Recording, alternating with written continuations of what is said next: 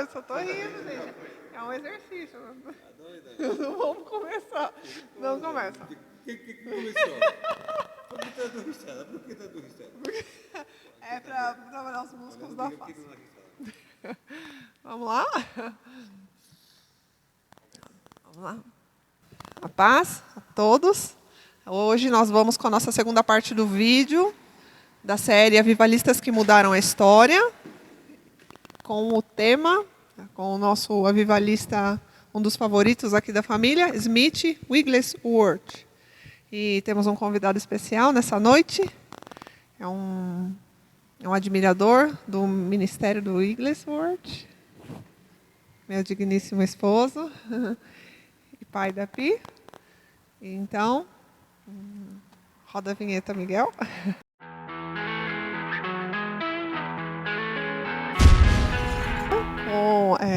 Relembrar um pouquinho, a Pietra vai ajudar a gente a relembrar o vídeo, o primeiro vídeo.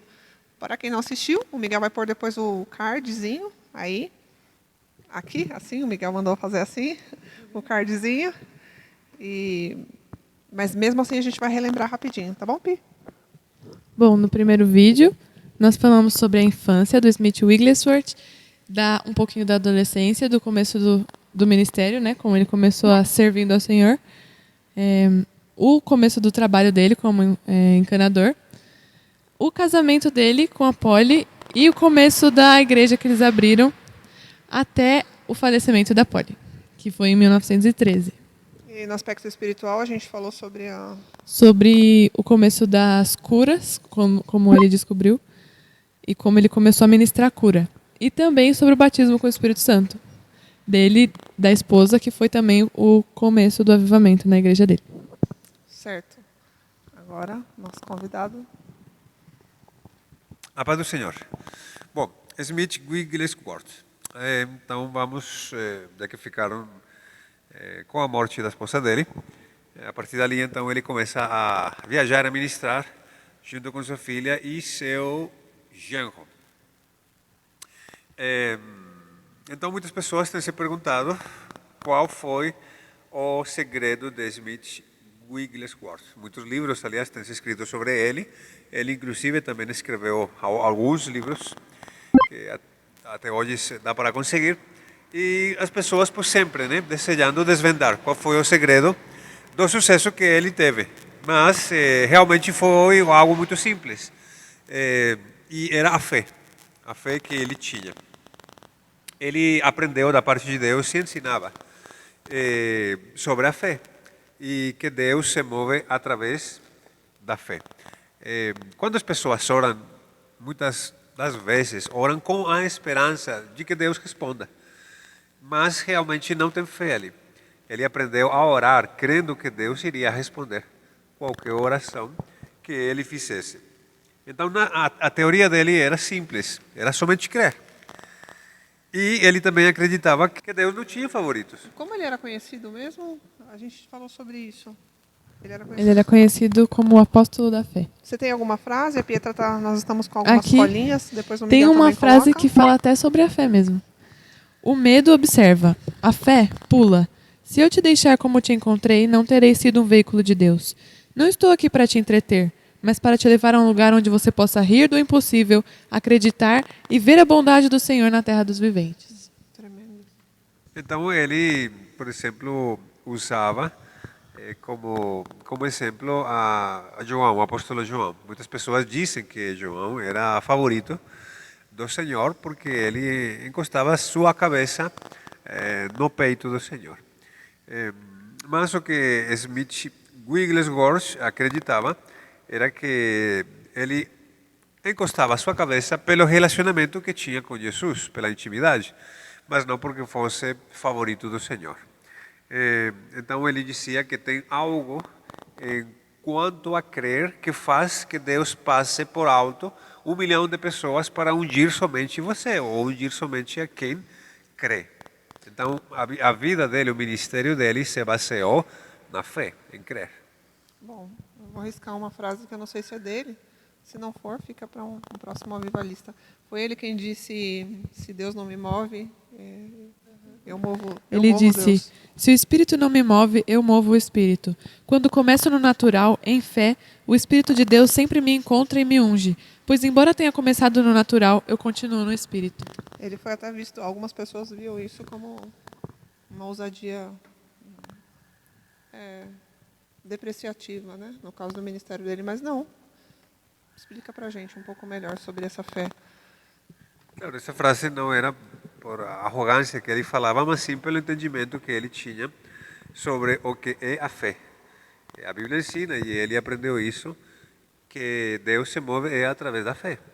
Então, muitas pessoas creem e esperam que Deus somente se mova soberanamente, ou seja, quando Deus quiser. Mas ele aprendeu de que Deus se move através da nossa fé, mesmo quando ele não inicia a ação. Se nós iniciamos a ação através da fé, Deus responde a essa fé. Então, também essa fé que ele tinha, que Smith tinha, estava baseada no seu relacionamento que ele tinha com o Senhor.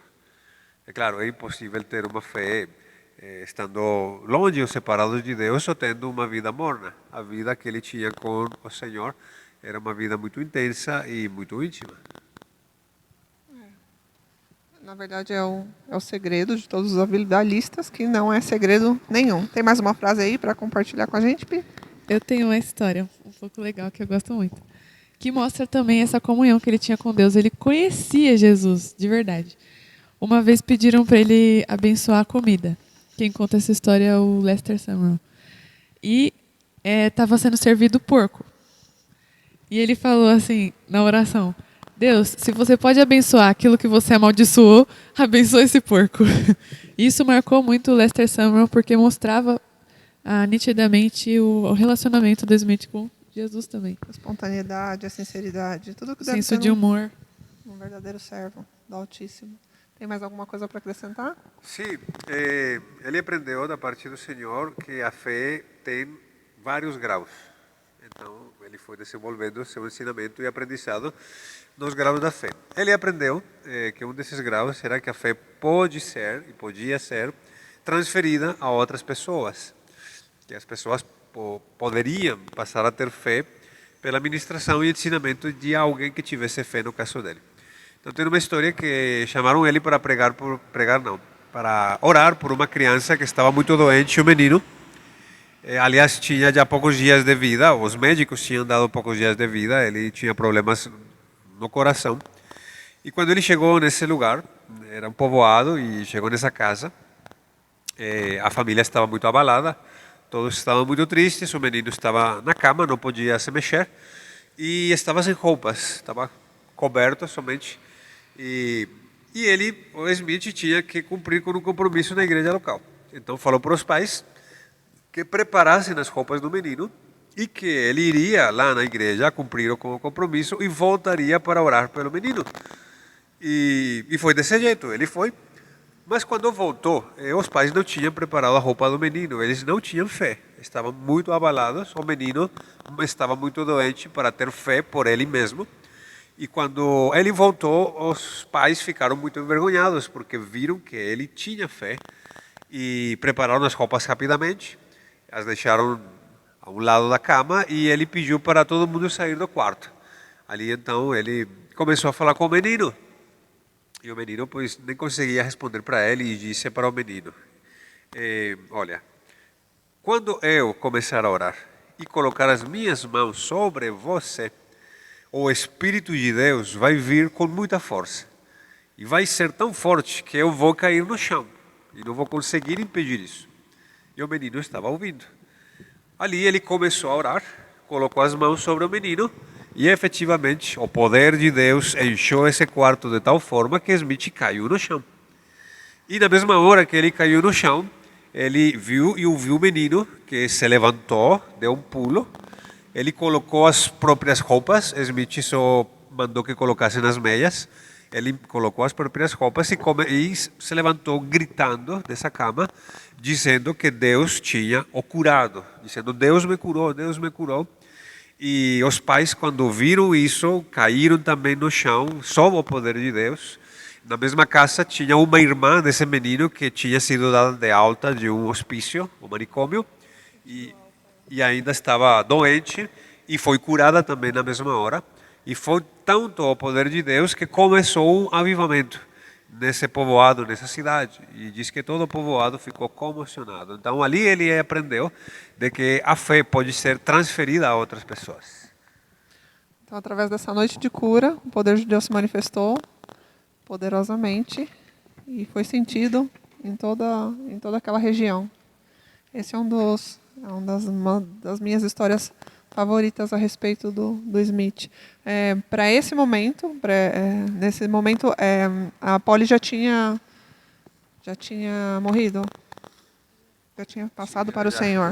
Os cristãos não morrem. Você tem mais alguma frase, Pietra? Bom, uma das coisas que eu acho muito interessante que ele fala sobre o batismo com o Espírito Santo, ele fala: ser batizado no Espírito Santo é estar mergulhado a cada dia, jamais devendo ser erguido, jamais ser abandonado, deve ser mantido em cativeiro, pronto para receber dons. Ele tem muitas frases que falam sobre o batismo com o Espírito Santo que são muito interessantes e nos mostram. É uma fé prática, uma fé pura. Então, falando mais um pouco sobre a fé que ele tinha, ele aprendeu e ensinava sobre que a fé devia ser traduzida em movimento, em ação. Então, quando ele ministrava e era convidado a muitos lugares para pregar, fazer campanhas e orar por doentes, ele via pessoas que iam lá com as suas doenças, mas não tinham fé. E ele então se dirigia a essas pessoas para começar a criar fé nelas, mas ao mesmo tempo, muitas vezes, as fazia fazerem algo físico. Então, numa dessas ocasiões, tinha uma mulher com tuberculose, numa das reuniões onde ele estava, e ali ele orou por ela, e a declarou curada, e ordenou para a mulher que corresse. Só que a mulher começou a dizer: não, mas eu mal consigo me manter de pé. Aí ele falou: não, mas você não tem que brigar comigo. Ele falou: obedeça. Aí ela não conseguiu, então ele pulou da plataforma, pegou ela pelo braço e começou a correr com ela, praticamente arrastando. E de repente ela começou a correr sozinha por todo esse salão. Então ele mostrando de que a fé se traduz em ação e quando cremos, então o Espírito de Deus se manifesta. Amém. E a história deles pues, tem muitas. Vamos falar um pouquinho então para resumir, né? É uma vida cheia de milagres e bênçãos e exemplos. Vamos falar um pouquinho sobre o fim da vida dele, sobre os últimos anos do ministério dele. E o Miguel pode colocar para a gente depois as fotos que a gente tem das 3 gerações. Ele, o filho, o neto e as fotos da família. A gente tem a foto aqui nos livros e também na internet a gente encontra algum material. A gente pode colocar também as imagens dos livros que falam sobre o Smith. Vamos falar um pouquinho sobre o fim da vida dele. Pietra, você sabe alguma coisa? Alguma história dos últimos anos? Eu sei uma história interessante também, que em 1930 ele foi diagnosticado com cálculo renal, que é pedra nos rins, né?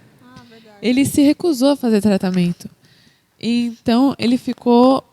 às vezes, ele tinha que parar no meio da pregação. Ele ficava rolando no chão de dor, não é isso? Mesmo assim, ele não fazia tratamento. Ele disse que nada ia cortar o corpo dele, porque foi Jesus quem criou o corpo dele, então Jesus ia curar ele. E, realmente, em 1900... depois de um tempo, na verdade... um tempo. Não, quantos anos? Você lembra quantos anos ele ficou com cálculos? Ele ficou 6 anos. Por 6 com anos. essa doença. E é um tanto particular, porque ele orou, mas o Senhor não curou ele, então ele teve que batalhar com aquilo. Ele também decidiu não permitir que ele fosse operado. Entrar na faca. Isso, ele falou para o médico, ele disse: olha, o Deus que criou este corpo, ele pode curá-lo também. Falou: e enquanto eu viver, faca nenhuma vai cortar minha carne. Então ele se decidiu por isso. Ele pensou que iria ser algo rápido, mas foram 6 anos lutando com essa doença. E ele expulsava as pedras, e é muito doloroso. Mesmo assim, ele continuou ministrando, pregando, viajando. Ele guardava as pedras, né? Sim, ele ia guardando. Muitas vezes estava ministrando a 800, 1000 pessoas, orando por elas, e às vezes a dor era tão intensa que ele tinha que sair do altar, da plataforma, e ir para um banheiro, e rolava no chão, se debatendo com a dor, para expulsar a pedra. E assim que ele expulsava, ele voltava novamente para ministrar. Então foram 6 anos muito difíceis para ele. Ao mesmo tempo, assim como Smith Wigglesworth teve outros avivalistas e outros evangelistas de cura que tiveram também problemas com doenças. Mesmo Deus usando eles para curar milhares de pessoas, quando eles ficavam doentes, de alguma forma ou por algum motivo o Senhor não os curava. Por exemplo, isso aconteceu com Jack Cole. O filho dele diz que quando o pai dele ficava doente, que para ele era um enigma, que ele não entendia porque o pai dele ficava doente e o Senhor não o curava. Parece que tinha que atravessar essa doença de forma natural, mesmo muitas vezes doente, orando pelo doente e eles sendo curados. Então, Isso aconteceu com a Maria, o Woody, com o Allen, Allen também. Essa é uma ponta em comum em vários soldados do exército de Cristo nessa terra. Apóstolo Paulo, espinho na carne. Quando a gente for falar do Jack Cole, o Miguel vai participar. Mentira! E a gente vai falar do Samuel também. Temos muitos avivalistas ainda. Agora vamos fazer o desfecho, falar um pouquinho sobre o fim da vida dele. Usem as colinhas. E a Pietra vai falar, ele deixou uma profecia. Uma espécie de profecia, uma visão profética. Ele deixou para nos inspirar. Uhum. Aqui ele fala: eu acredito que esse avivamento pentecostal, o que estava acontecendo na época dele, que vivemos é a melhor coisa que o Senhor tem para a terra hoje. E ainda acredito que Deus tem algo que surgirá disso que é ainda melhor. Deus não tem utilidade para qualquer homem que não esteja sedento ou faminto por ter mais dele e da sua justiça. No final ele dá uma instrução, né, para os próximos que viriam. Amém. bom, e quando ele tinha 70 anos, ele pediu ao Senhor que concedesse 15 anos mais de vida, e o Senhor concedeu.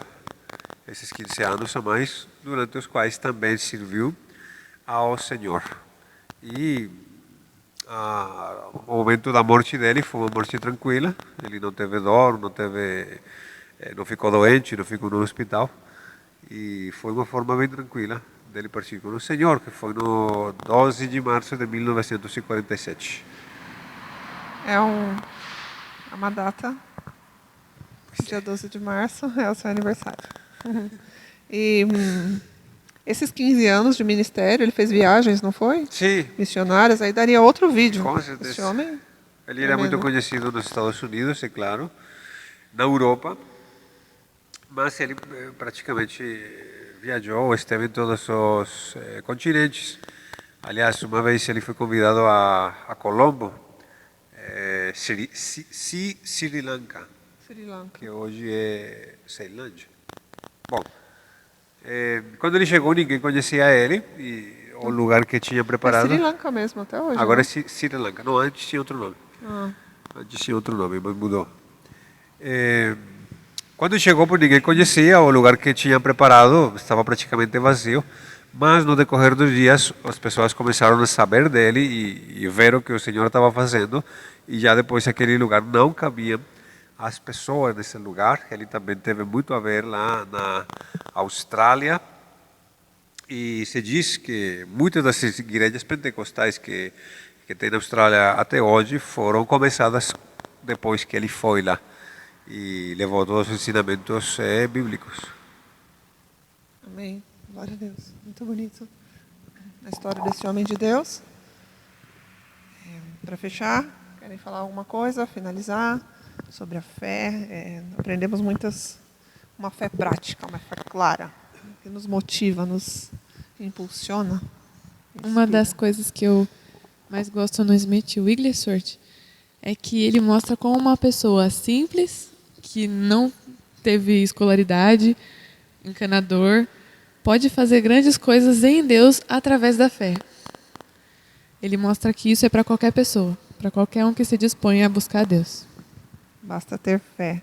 E algo marcante? O que você mais gosta no Wigglesworth?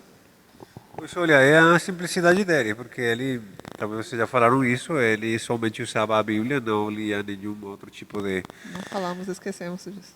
de conteúdo. Bom, então está bem estabelecido que ele, na sua casa, ele nunca permitiu ter nenhuma literatura além da Bíblia. Então ele todos os dias se alimentava da palavra do Senhor. Ali foi onde ele aprendeu tudo que eu sabia do Senhor, as revelações vieram através da palavra do Senhor. E ele descobriu aquelas verdades que estavam ali, ou seja, ele não teve uma revelação nova, como aliás agora também não teremos, porque já está na palavra do Senhor. Ele somente se jogou na palavra do Senhor. Também dizem que quando ele se colocava essas roupas de manhã, ele não se considerava completamente vestido até ter a sua Bíblia na mão. E que quando conversava com pessoas ou amigos, e tinha reuniões, ou comia, ou jantava, nunca deixava essas pessoas sem antes ler um pouco do bom livro, como ele chamava. Então, ele estava baseado nas coisas simples, que são a palavra do Senhor, uma vida de oração intensa, de jejum e um relacionamento profundo com Deus. Certo. Podemos fazer uma sessão do Smith em um próximo vídeo. Muitas coisas para falar sobre ele. Algumas coisas que vocês foram falando, eu fui lembrando, mas isso a gente vai falando depois. Foi muito bom esse bate-papo. Deus abençoe a todos. Espero que vocês tenham gostado. E até o próximo vídeo. Deus abençoe.